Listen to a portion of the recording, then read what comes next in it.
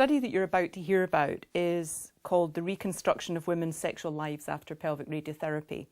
And this was a study that was a full-time doctoral study funded by Cancer Research UK, conducted here at Surrey University and based at 2 NHS cancer centres.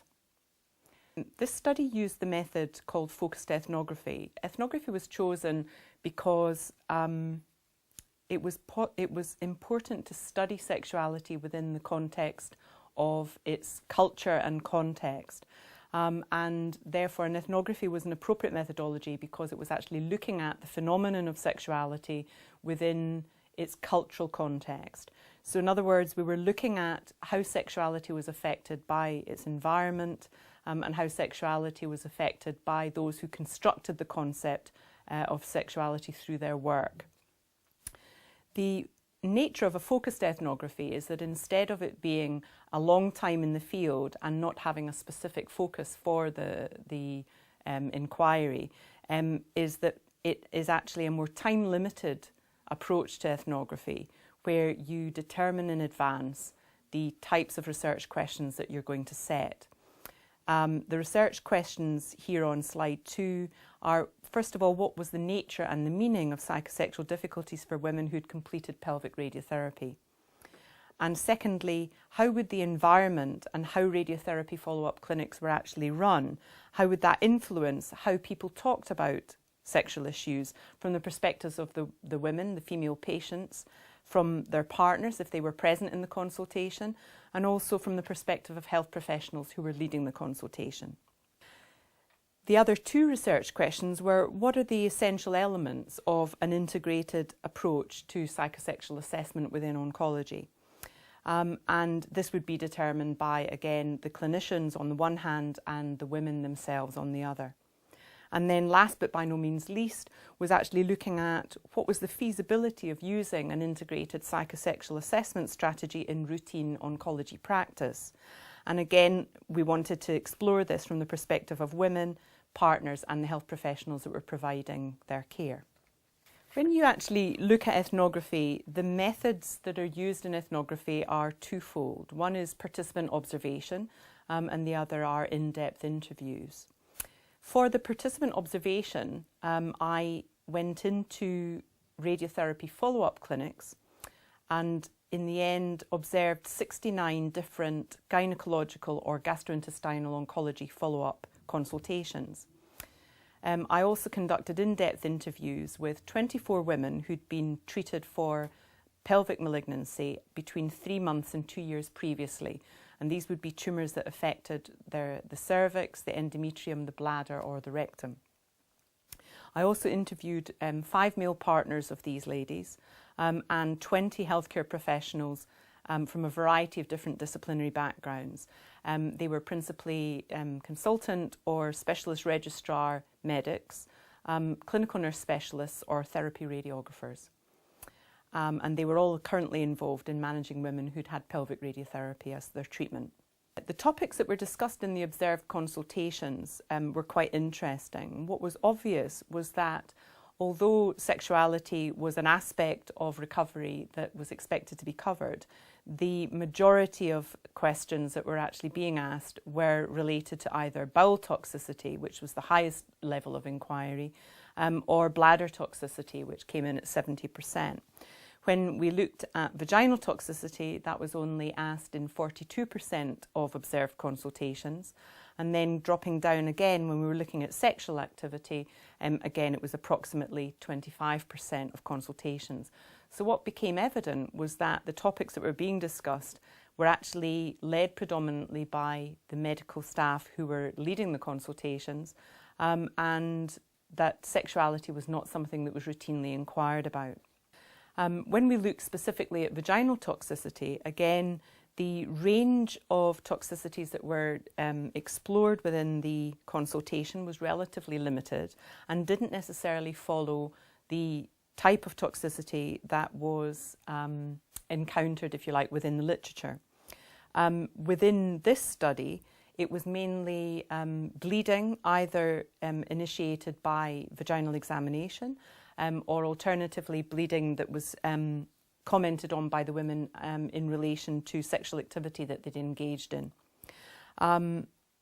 Whereas within the literature, it's largely either vaginal stenosis or vaginal shortening that's referred to, and these were lesser areas of inquiry within the consultations. When we looked more specifically at the sexual issues that were discussed in the consultations, again, as I say, this was a very low level of inquiry, around 25% of consultations. The most common inquiry was an inquiry really asking whether or not the woman was currently sexually active. More detailed inquiry about the types of sexual problems that the woman might have encountered since resuming sexual contact again was relatively limited and restricted to really dyspareunia or painful sex, or indeed whether or not the woman found that her interest in sex had been diminished as a consequence of her treatment. There was also a very small amount of inquiry, just 2 women raised the impact that the changes in their sexual well-being had had on their partner. When it came to potential barriers and triggers to the discussion of sexual issues, the barriers that were perceived to be present were if the woman was aged over 60, if she had a later clinical stage cancer, principally stage 3 or 4, and if there was any evidence of disease progression. When it came to factors that actually triggered the discussion of or inquiry about sexual well-being, this was often linked to whether vaginal toxicity had been talked about, principally vaginal narrowing or vaginal dryness, whether or not the woman had been using her vaginal dilator provided to prevent vaginal narrowing, and also whether the woman was in a current clinical trial of radiotherapy where the toxicity data monitoring that was required for the study made an inquiry about vaginal changes or sexual well-being. Now we're moving on to the interview data. There were 5 interview data categories that were elicited from the qualitative analysis. And these data categories, as you can see from the slide, were first of all looking at the actual culture of the clinic, looking at how female sexuality was constructed within the context of cancer treatment, looking at how women discussed a changed sexual life after their cancer treatment, talking about sex within the context of clinics, and then finally assessing the sexual consequences of cancer therapy in practice. Here we're looking at the barriers that women talked about in relation to talking about sex within the clinic, and these were particularly the patient characteristics. So, for example, you can see here that patient embarrassment was considered by clinicians to be the largest reason as to why they wouldn't ask women about their sexual recovery, although for the women themselves this was actually a lesser problem. Likewise, you can see older patient age was, particularly for healthcare professionals, a significant consideration in terms of whether or not they asked women questions about their sexual recovery. And then last, whether or not the woman or patient had what was referred to as a closed communication style. So again, if clinicians were asking the question and they felt that the woman was inhibited in the way she answered the question, then they wouldn't tend to ask further questions. When you look at it from the women's point of view, I think what was seen to be the biggest barrier from the women's perspective was that if they perceived that sexual issues were of low priority to the clinicians asking the question. And then also a consideration for the women was again the patient's expectations of the doctor's role, whether or not they actually felt it was the role of the doctor to ask them questions about their sexual recovery. When we look at the healthcare professional characteristics, what again came up very strongly by both women and by the healthcare professionals was whether they thought sexual recovery was something of low priority in the context of cancer follow-up. And this was cited by both the women and the healthcare professionals as the largest reason as to why they wouldn't ask questions about sexual recovery in the consultation.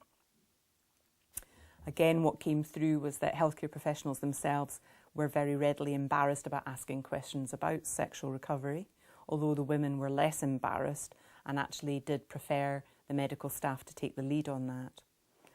And then opposite gender consultation, again, the clinicians were more likely to worry about, if they were a male clinician, asking women questions about sexual well-being, whereas the women themselves actually said it's not so much the gender of the professional that's important, but more if we have a rapport with that person, then we feel more comfortable.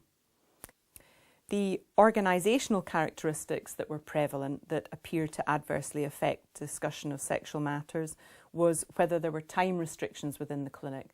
Most clinicians and women commented on the fact that there wasn't really very much time to spend talking about more detailed issues. One of the other factors that appeared to be an important barrier from the clinician's point of view was whether or not the patient's partner was present. When the patient's partner was present, they felt more inhibited in asking the women questions about sexual recovery than if the woman was unaccompanied.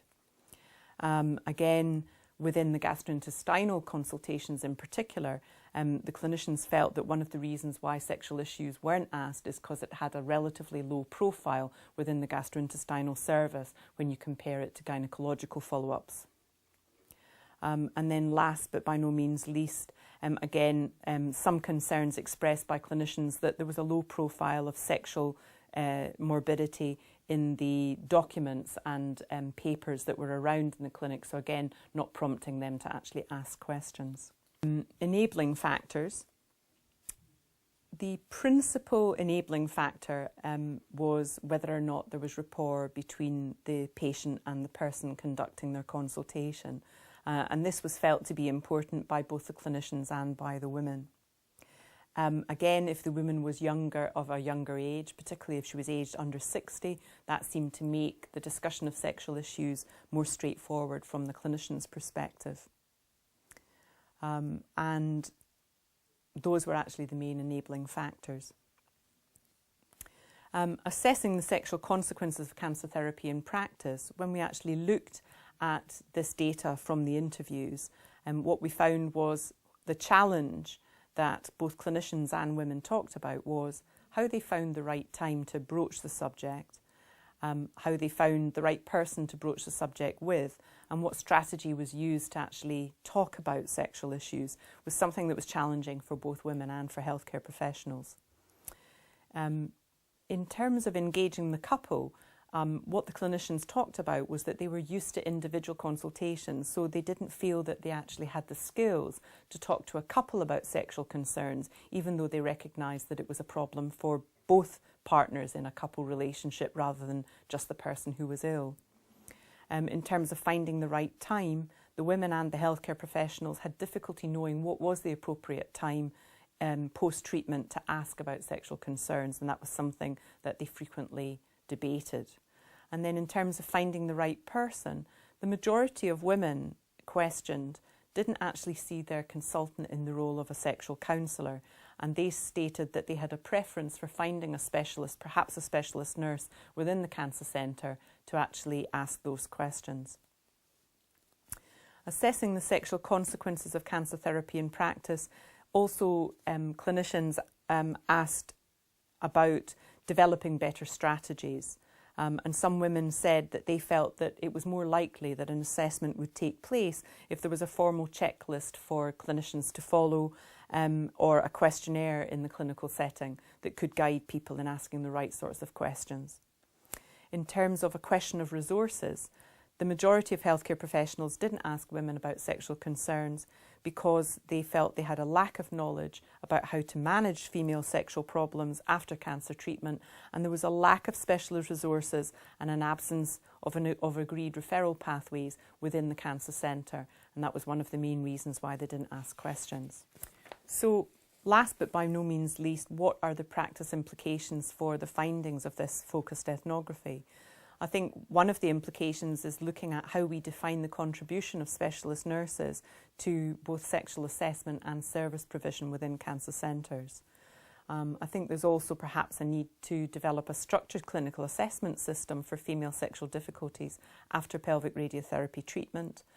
and perhaps the need to also explore the development of agreed management guidelines and referral pathways for the more common sexual consequences or pelvic late effects that are encountered in cancer treatment. And then last but by no means least, I think also it's about improving the knowledge of service that patients and clinicians have access to, and what kind of referral criteria there might be for sexual counselling services that are available in the locality of the cancer centre.